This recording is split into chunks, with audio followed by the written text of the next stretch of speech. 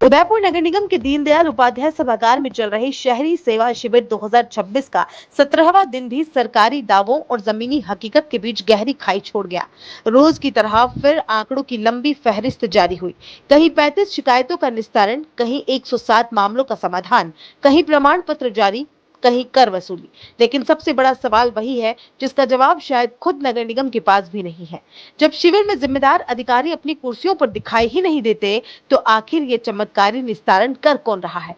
कहीं ऐसा तो नहीं कि अब फाइलें खुद चलने लगी हैं, खाली कुर्सियां निर्णय लेने लगी हैं और मेजों पर रखे कागज ही जनता की समस्याओं का समाधान लिखने लगे हैं?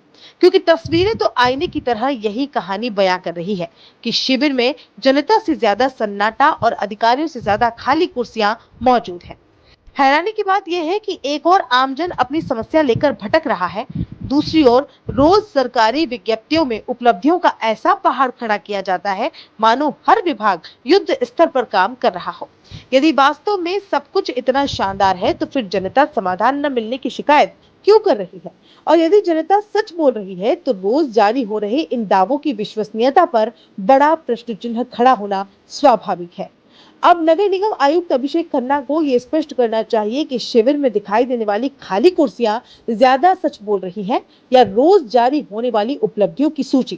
क्योंकि यदि सेवा शिविर केवल कागजों पर दौड़ रहा है और मैदान में व्यवस्था नदारद है, तो यह केवल सरकारी धन के खर्च का नहीं बल्कि जनता के विश्वास के साथ भी गंभीर खिलवाड़ माना जाएगा।